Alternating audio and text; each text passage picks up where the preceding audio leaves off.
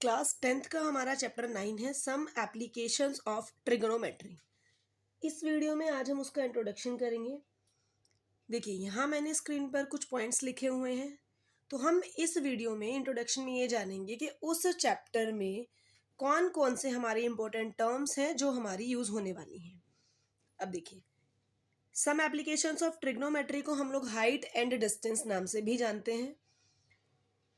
यहाँ पर नाम में लिखा है ट्रिग्नोमेट्री, तो यहाँ पर ट्रिग्नोमेट्री का तो रोल आएगा ही आएगा। क्या रोल आएगा यहाँ पर? चैप्टर 8 जो हम पढ़ चुके हैं ट्रिग्नोमेट्री, आपने ट्रिग्नोमेट्री चैप्टर में ट्रिग्नोमेट्रिक टेबल देखी थी और रेशोज देखे थे। रेशो आपने कुछ इस तरीके से देखे थे। ये रेशोज आपने पढ़े थे, perpendicular upon hypotenuse, base upon hypotenuse, perpendicular upon, यहाँ पर सॉरी बी है आपका, परपेंडिकुलर अपॉन बेस। तो ये आपने ट्रिग्नोमेट्रिक रेशोज देखे थे। साथ के साथ आपने ट्रिग्नोमेट्रिक रेशो टेबल देखी थी, जहाँ पर हमारी आपने वैल्यूज देखी थी हर रेशो के लिए। 0 degree, 30 degree, 45 degree, 60 degree, 90 degree, इन सब की आपने वैल्यूज देखी थी। तो यहाँ पर ट्रिग्नोमेट्री का तो ये रोल है कि हमारा राइट एंगल ट्राइंगल ही बनेगा, और क्योंकि ट्रिग्नोमेट्री हमारी राइट एंगल ट्राइंगल में ही यूज होती है, तो यहाँ पर आपका राइट एंगल ट्राइंगल ही बनेगा। लेकिन ये कुछ इंपॉर्टेंट हमारे टर्म्स हैं जो इस चैप्टर में यूज होने वाले हैं। कौन से? चलिए देखते हैं। Line of site, horizontal level and angle of elevation, angle of depression. देखिए मैं आपसे कह रही हूँ, फॉर एग्जाम्पल यहाँ पर हमारी आई है, मतलब हमारी आंख है, हम देख रहे हैं किसी चीज को। अभी कोई ऑब्जेक्ट है जो ऊपर किसी हाइट पर है, जो मैंने ऑब्जेक्ट रखा है फिलहाल, वो ऑब्जेक्ट कहाँ पर है? ऊपर किसी हाइट पर है। यहाँ पर सेम मैं यही काम करती हूँ कि हमारी आई है, आई मैंने सिर्फ आपको बताने के लिए ऐसे बनाया है, अदरवाइज आगे आप पॉइंट की फॉर्म में ही डिनोट करेंगे। यहाँ पर जो ऑब्जेक्ट है वो हमारा कहीं नीचे रखा है। फर्स्ट वाली कंडीशन में मैंने ऑब्जेक्ट आपका ऊपर रखा है, सेकेंड वाली कंडीशन में जो ऑब्जेक्ट है वो आपका नीचे रखा है। तो अगर मैं यहाँ से ऑब्जेक्ट को देखूंगी तो कुछ इस तरीके से लाइन हमारी जाएगी। अगर हम नीचे से ऑब्जेक्ट को ऊपर देखेंगे तो लाइन हमारी ऐसी जाएगी। यहाँ पर अगर मैं ऊपर हूँ और ऑब्जेक्ट नीचे रखा हुआ है, तो मैं ऑब्जेक्ट को ऊपर से देखूंगी तो लाइन हमारी कुछ इस तरीके से जाएगी। तो जो हमारी आंख से और ऑब्जेक्ट तक देखने के लिए जो स्ट्रेट लाइन बनती है उसे हम कहते हैं लाइन ऑफ साइट। अगर आप ऊपर ऑब्जेक्ट को देखोगे तो कुछ इस तरीके से जाएगी, और अगर आप नीचे ऑब्जेक्ट को देखोगे तो ऑब्वियस सी बात है लाइन आपका नीचे की तरफ जाएगी।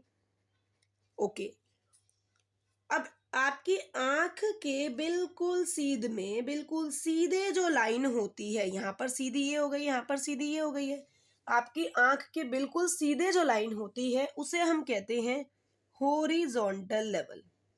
हॉरिजॉन्टल लेवल, हॉरिजॉन्टल लेवल, यहाँ पर ये हो गया और यहाँ पर ये हो गया है। अब देखिएगा, दो चीजें बचती हैं हमारी, angle of elevation, angle of depression. Elevation मतलब ऊपर, एंगल ऑफ एलिवेशन से आपको याद रखना है, यानी कि जो एंगल हमारा ऊपर बनता है, यानी कि अगर हम नीचे से ऊपर देख रहे हैं उस टाइम पर हमारा हॉरिजॉन्टल लेवल और लाइन ऑफ साइट के बीच में जो एंगल बन रहा है, मान लीजिए थीटा हुआ, तो ये जो एंगल है हमारा, ये क्या कहलाया जाता है? Angle of elevation. अगर नीचे से ऊपर देखा जा रहा है, ऑब्जेक्ट ऊपर है, तो आपका जो लाइन ऑफ साइट और हॉरिजॉन्टल लेवल के बीच में जो एंगल आपका बनता है उसे हम कहते हैं angle of elevation. Angle of elevation. Same अगर आपका एंगल नीचे की तरफ बन रहा है, अगर हम ऑब्जेक्ट को नीचे देख रहे हैं, देखिए डिप्रेशन, डिप्रेशन मतलब नीचे, एक तरीके से आप देख लीजिए डिप्रेशन वर्ड क्या होता है। डिप्रेशन मतलब जो हमेशा नीचे नीचे नीचे जाते रहते हैं, जो हमेशा सैड रहते हैं, यानी कि नीचे जाते रहते हैं। तो डिप्रेशन मतलब जो नीचे। तो ये जो एंगल बनता है यहाँ पर, देखिए लाइन ऑफ साइट थोड़ा नीचे लिख देते तो यहाँ पर स्पेस हो जाता। तो जो लाइन ऑफ साइट और हॉरिजॉन्टल के बीच का जो ये एंगल है, देखिए मैं ऐसे करके यहाँ पर लिख रही हूँ एरो का मार्क लगाकर, ये एंगल हमारा बनता है। इस एंगल को हम लोग कहते हैं एंगल ऑफ डिप्रेशन। ये आपको बहुत इजीली याद हो जाएगा, एंगल ऑफ डिप्रेशन। डिप्रेशन मतलब हमेशा नीचे जाना, यानी कि ये वाला जो नीचे एंगल देखते हैं, अगर ऑब्जेक्ट आपका नीचे है तो एंगल जाएगा एंगल ऑफ डिप्रेशन, अगर ऊपर जा रहा है तो एंगल ऑफ एलिवेशन। अब मैंने आपको बोला हमेशा राइट एंगल ट्राइंगल में यूज होता है, तो यहाँ पर हम क्या करेंगे, इस तरीके से लाइन बना देते हैं, तो ये ट्राइंगल बन गया। अब यहाँ पर लाइन कहाँ बनेगी, ये हमारा हो गया मान लीजिए ग्राउंड लेवल। भाई यहाँ पर आई नीचे थी तो ये ग्राउंड लेवल ही हो गया था, जो हॉरिजॉन्टल लाइन थी वो ग्राउंड लेवल पर ही बनी थी। अब यहाँ पर आई तो ऊपर है कहीं, तो यानी कि ये हमारा हो गया है ग्राउंड लेवल, और ग्राउंड लेवल हमेशा क्या होगा, जो हॉरिजॉन्टल लाइन बनी है उसके पैरेलल होगा। तो ये हमारा बन गया है ट्रायंगल, जहां पर आई है उससे नीचे ये ट्रायंगल बन गया है। अब अगर ये हॉरिजॉन्टल लेवल और ये जो आपका ग्राउंड लेवल है ये आपस में पैरेलल होंगे, अगर नहीं मतलब ये हमेशा पैरेलल होंगे आपस में, तो ये लाइन हमारा ट्रांसवर्सल का काम करेगी।